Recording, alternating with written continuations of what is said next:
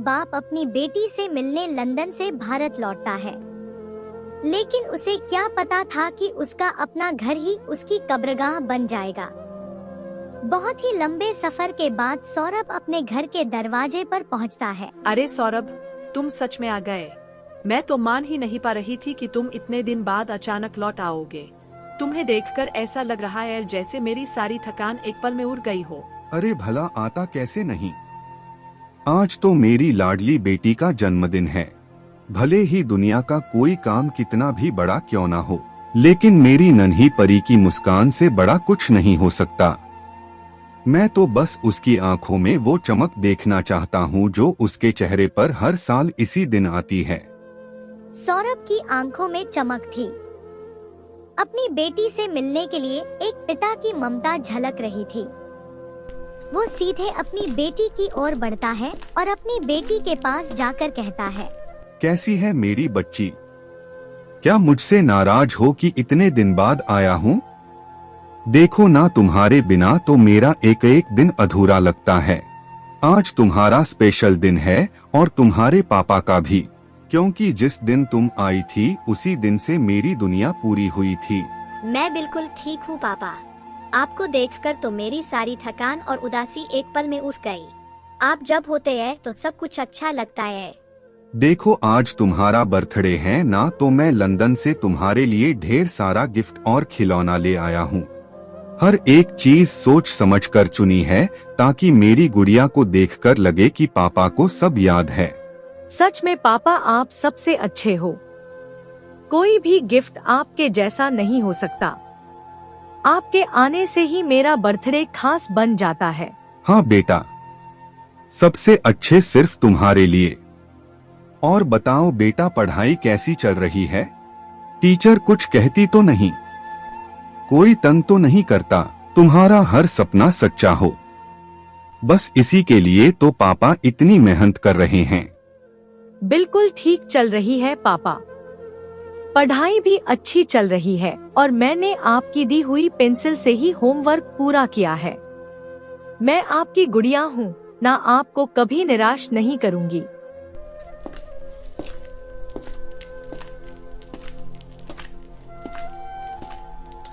अरे आप दोनों बातें बाद में करना। फिलहाल आप इतनी दूर से आए हो, लंबा सफर तय करके जरूर थक गए होंगे। थोड़ा बैठिए, अपनी सांसें समेटिए। मैं आपके लिए अभी ठंडा पानी लेकर आती हूँ।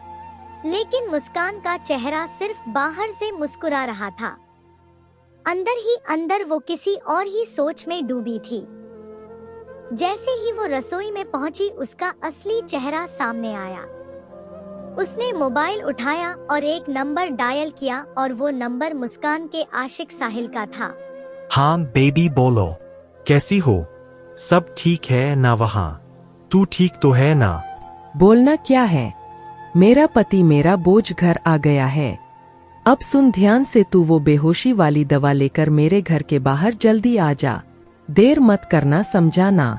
जैसे ही मौका मिलेगा, जैसे ही यह अकेला पड़ेगा, हम इसका खेल खत्म कर देंगे हमेशा के लिए। बस बेबी, 2 मिनट में लेकर आया। वैसे भी तुझसे किया हुआ वादा कभी अधूरा छोड़ा है क्या? यह लीजिए पानी, थोड़ा ठंडा है लेकिन आपके लिए खास रखा था। इतनी लंबी यात्रा की है आपने, धूप धूल और थकावट सब चेहरे पर दिख रही है। पहले यह पानी पी लीजिए, फिर जरा हाथ मुंह धो लीजिए ताकि आप थोड़ा तरोताजा महसूस कर सके। तब तक मैं आपके लिए गर्मा गर्म खाना परोस देती हूँ, आपकी पसंद का। हाँ ठीक है, थकान भी है और भूख भी। लंबा सफर था और पूरे रास्ते यही सोचता रहा कि अब घर बस एक मोड़ दूर है।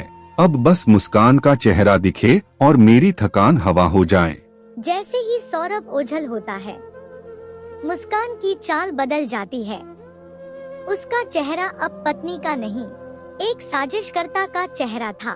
उसके मन में अब सिर्फ एक बात थी, सौरभ को रास्ते से हटाना, किसी भी हाल में, किसी भी कीमत पर। मुस्कान घर से बाहर तेजी से निकलती है, गली में जाकर बेचैनी से इधर उधर देखती है।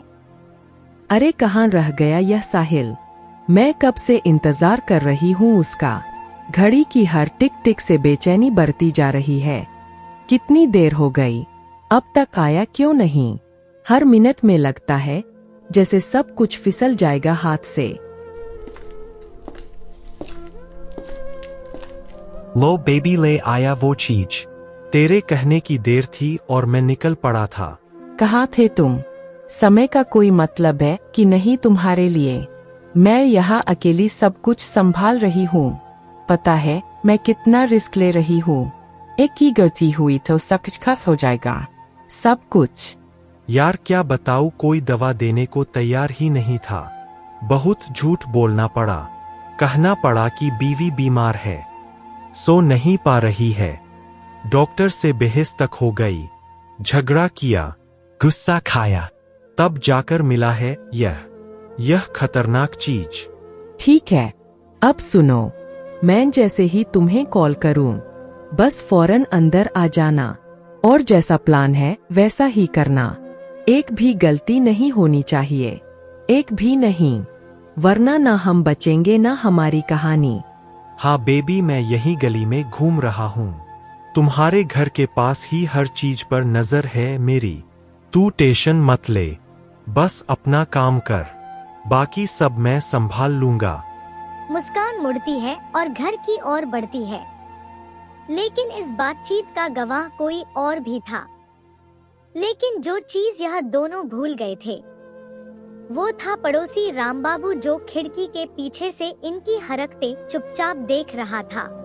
सौरभ से कितनी बार कहा था मैंने, तेरी बीवी किसी लड़के से मिलती है। आज तो वो लड़का इसे कुछ पकड़ा भी रहा था, पर सौरभ को तो यकीन ही नहीं। कभी कभी जो लोग हमारी परवाह करते हैं हम उन्हें ही नजरअंदाज कर देते हैं और फिर चुकानी पड़ती है बड़ी कीमत। इधर मुस्कान रसोई में पहुंचती है, खाना तैयार करती है। अरे यार, इतनी सी दवा से अगर इस बार भी यह बेहोश नहीं हुआ तो समझो हमारा पूरा प्लान मिट्टी में मिल जाएगा। नहीं, अब कोई रिस्क नहीं। एक काम करती हूँ, पूरी की पूरी दवा ही मिला देती हूँ इसमें। इतनी की होश तो छोड़ो, सांस लेना भी मुश्किल हो जाए, फिर देखती हूँ कैसे नहीं होता बेहोश। अब देखती हूँ कैसे बचता है तू। मुस्कान पूरा पाउडर खाने में मिला देती है। एक शैतानी मुस्कान के साथ थाली सजाती है, फिर सौरभ के पास लेकर जाती है। बेटी, पापा बहुत थके हुए हैं, उन्हें आराम से खाना खाने दो। उनकी तबीयत ठीक नहीं लग रही है, तुम्हें परेशान नहीं करना चाहिए अभी। ठीक है मम्मी, मैं अभी जाकर पढ़ाई करती हूँ। जैसे आपने कहा, पापा को आराम चाहिए। बेटी चली जाती है। सौरभ थाली की ओर देखता है और खुश हो उठता है। अरे वाह मुस्कान, मेरी पसंद की खीर। तुम तो आज भी वैसे ही सब याद रखती हो जैसे पहले दिन रखा करती थी। कितनी अच्छी खुशबू है, भूख और बढ़ा दी तुमने। सच में यह खीर नहीं, तुम्हारा प्यार है जो हर बार मुझे खींच लाता है। हाँ हाँ, सब कुछ तुम्हारी पसंद का ही बनाया है मैंने। तुम्हारे पसंद की दाल, वो आलू की सब्जी जैसी तुम्हें बचपन से पसंद रही है। बस खा लो और थोड़ा मुस्कुरा दो। बहुत बहुत धन्यवाद मुस्कान, तुम मेरा कितना ख्याल रखती हो। मैं सच में बहुत भाग्यशाली हूँ कि मुझे तुम्हारी जैसी जीवन साथी मिले। भगवान करे हर किसी को तुम्हारे जैसी पत्नी मिले, जो ना सिर्फ स्वादिष्ट खाना बनाना जानती हो बल्कि दिल से प्यार भी करती हो। हाँ हाँ, अब जल्दी से खा लो, वरना ठंडा हो जाएगा और फिर तुम कहोगे कि स्वाद चला गया। सौरभ खाना खाने लगता है। अरे मुस्कान, तुम भी आ जाओ। तुमने खाना बनाया पर खुद कुछ खाया नहीं। बैठो ना, मेरे पास एक साथ खाना खाते हैं, जैसे पहले खाते थे, याद है ना? ना नहीं, मैंने तो खा लिया। मैं तो बस चाहती हूँ कि तुम आराम से खाओ। सौरभ दोबारा खाने में लग जाता है। मुस्कान गिलास में पानी भर कर लाती है।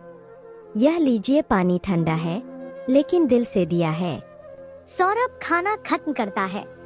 पानी पीते ही अचानक उसका सिर घूमने लगता है। मुस्कान, शायद थकान की वजह से मुझे नींद आ रही है, बहुत नींद आ रही है। शायद अब मैं बस थोड़ा आराम कर लूं, बस कुछ मिनट, फिर बात करेंगे बहुत सारी। हाँ हाँ, कोई बात नहीं, आप आराम कीजिए। सौरभ बेड की ओर लड़खड़ाता है और गिरकर बेहोश हो जाता है। मुस्कान थाली उठाकर रसोई में जाती है, जिस थाली में सौरभ ने अपने प्यार और विश्वास से खाया, वो थाली आज उसकी नींद की कब्र बन जाएगी। मुस्कान थाली सिंक में रखती है। लो, सौरभ तो हो गया बेहोश, एकदम वैसे ही जैसे सोचा था। अब जल्दी से साहिल को फोन कर लेती हूँ। हेलो साहिल, हो गया काम, तू जल्दी से आ जा। अब देर करने का मतलब होगा मुसीबत को बुलाना। अभी आया बेबी, बस एक इशारा कर, तू कहे और मैं दीवार तोड़ दूं। कुछ ही मिनटों में साहिल घर के पिछवाड़े से अंदर घुसता है। मुस्कान से फुसफुसा कर बोलता है, बेहोश तो हो गया ना? हाँ हाँ, हो गया। अब बस एक काम बाकी है, इसे मारना एकदम खत्म कर देना।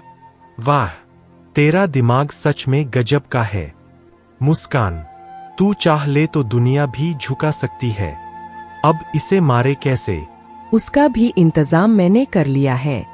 यह लो, खंजर तेज नुकीला, और अब इंतजार महज सिर्फ एक बार का, और कर दो इसका सीना आर पार। साहिल खंजर हाथ में लेकर कांपता है। कैसे मुस्कान? यह तो आदमी है, जानवर नहीं। मुझसे नहीं होगा यह, मैं बहुत डर रहा हूँ, मेरे हाथ कांप रहे हैं।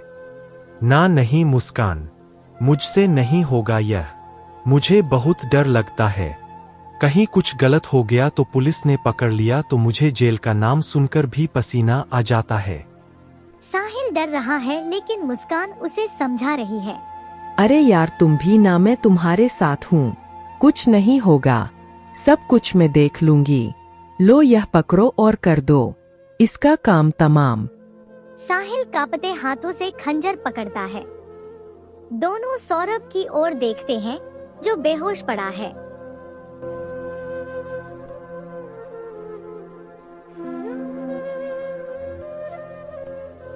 अगले ही पल खंजर की चमक लहू से गीली हो जाती है। जिस इंसान ने सब कुछ खोकर अपनों को पाया था, उसे उसी के अपने मौत के हवाले कर रहे थे। पर शायद किस्मत अभी पूरी कहानी कहने को बाकी थी। जैसे ही खंजर सौरभ के सीने में उतरता है, पीछे से एक चीख सुनाई देती है, पापा। मुस्कान और साहिल दोनों चौंक कर पीछे मुड़ते हैं। बेटी कमरे के कोने में खड़ी कांप रही होती है। अब क्या करे मुस्कान? यह तो सब देख चुकी है। उसकी आंखों में डर नहीं सवाल है।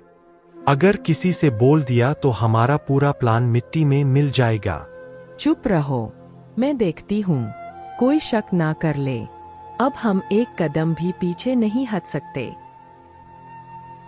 वो बेटी के पास जाती है, उसे कंधों से पकड़कर छोड़ती है। अगर तुमने किसी को कुछ बताया ना तो तुम्हारा हाल भी तुम्हारे पापा जैसा कर दूंगी, समझी? यह मेरा घर है और यहाँ वही होगा जो मैं चाहती हूँ। ना नहीं मम्मी, मैं किसी को कुछ नहीं बताऊंगी। प्लीज मम्मी मत मारो मुझे, मैं बहुत डर रही हूँ। मैंने कुछ नहीं सुना, कुछ नहीं देखा, बस मुझे माफ कर दो मम्मी। मैं कुछ नहीं बोलूंगी, किसी से नहीं। बेटी फूट फूट कर रोने लगती है। दूसरी तरफ मोहल्ले का पड़ोसी रामबाबू अपने घर में बैठा होता है। अरे ये चीख कैसी? यह आवाज तो सौरभ के घर से आई है, कहीं कुछ गड़बड़ तो नहीं हो गई? लो मुस्कान, हमारे रास्ते का कांटा सदा के लिए साफ हो गया। अब कोई हमें अलग नहीं कर सकता, अब कोई हमारे बीच नहीं आएगा। हाँ, अब हम आजाद हैं। कोई हमें रोकने वाला नहीं, कोई नहीं जो हमारे सामने खड़ा हो सके। चलो एक काम करते हैं, बाजार से सीमेंट लाते हैं और इसे ड्राई में पैक कर देते हैं, वरना मोहल्ले वालों को इसकी बदबू आ जाएगी। सारा खेल खुल जाएगा। हाँ चलो, जल्दी चलो। कहीं कोई शक ना कर ले। हमेशा की तरह सब कुछ साफ सुथरा लगना चाहिए। कुछ देर बाद साहिल एक ड्रम लेकर आता है। दोनों मिलकर सौरभ का 15 टुकड़े किया। सौरभ की लाश को काट कर ड्रम में पैक कर देते हैं। लेकर दिया इसका काम तमाम। पूरे 15 टुकड़े करके टाल दिए इस ट्राइम में।